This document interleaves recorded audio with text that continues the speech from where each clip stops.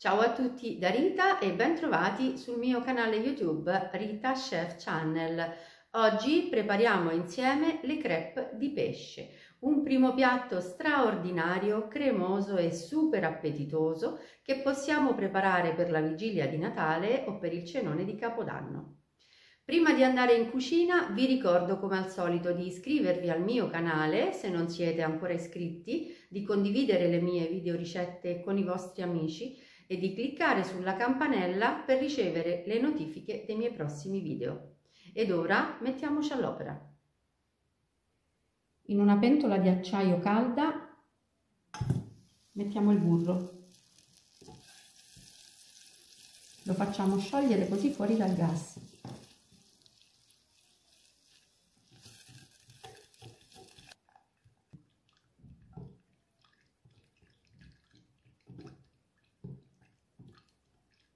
Così abbiamo fatto fondere il burro senza farlo friggere.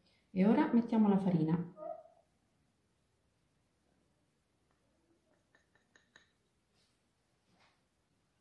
E lavoriamo con la frusta.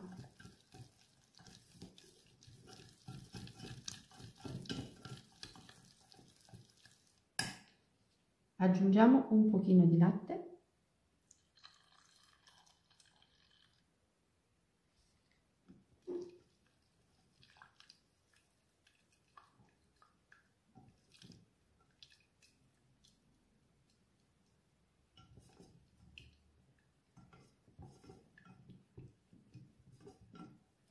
Vedete, abbiamo ottenuto una cremina liscia e senza grumi. E ora possiamo aggiungere tutto il latte restante.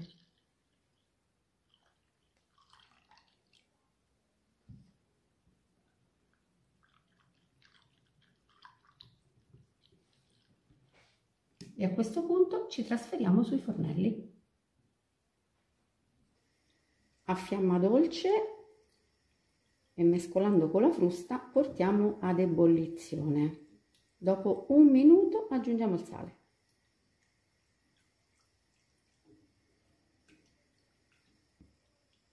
Il minuto è trascorso e è il momento di aggiungere il sale. E continuiamo a lavorare così con la frusta fino a che la nostra besciamella sarà arrivata ad ebollizione. La besciamella è pronta, spegniamo la fiamma, è bellissima, vellutata. Vediamo insieme gli ingredienti della preparazione del nostro primo piatto e partiamo proprio dalle crêpe. Io le crêpe non le ho preparate in questo video, ma vi rimanderò al link perché le abbiamo già fatte insieme. Queste, se ricordate, sono le crêpe leggere, in quanto io non le preparo con il latte ma con l'acqua. Se come me vorrete avere un colore più deciso, basterà utilizzare per prepararle le uova a pasta gialla. Passiamo al pesce, del merluzzo e del salmone. Utilizzeremo poi porro, basilico, grana, sale, pepe, besciamella. Qui in una padella vedete una buona quantità di olio extravergine d'oliva e proprio da qui inizieremo la nostra preparazione. Andiamo sui fornelli. L'olio è caldo e noi andiamo a versare il porro all'interno della padella. Lo lasciamo dorare per un paio di minuti. Un paio di minuti sono passati, ora iniziamo ad aggiungere il pesce.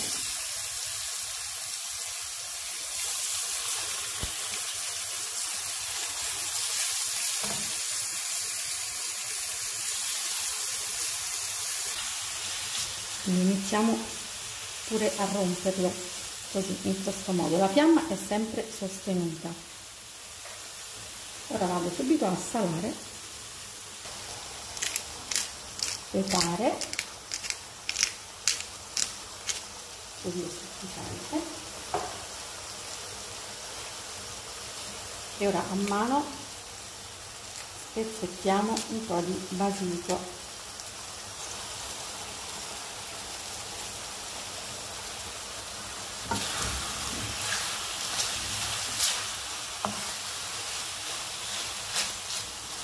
Continuo a disfare i filetti.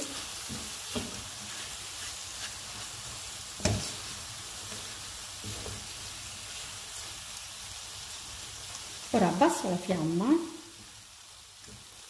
e lascio andare per una quindicina di minuti. Di tanto in tanto andrò così a rimestare con questo cucchiaio di legno.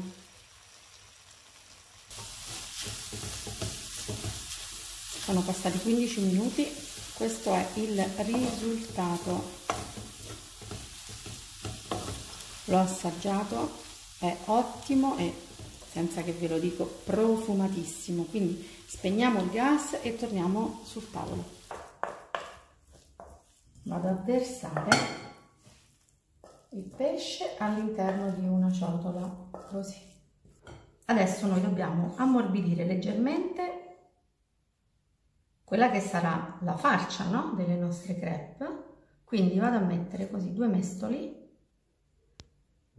di besciamella e rimesto così con il cucchiaio di legno. Quindi praticamente questa piccola quantità di besciamella darà morbidezza.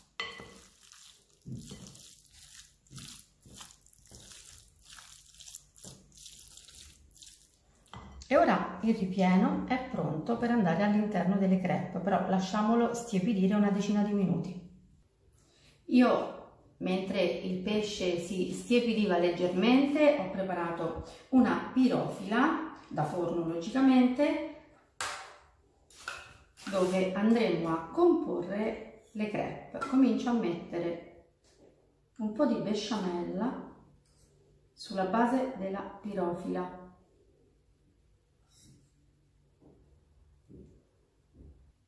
Così è sufficiente. E ora una ad una andiamo a riempire le nostre frittatine con la farcia ormai tiepida.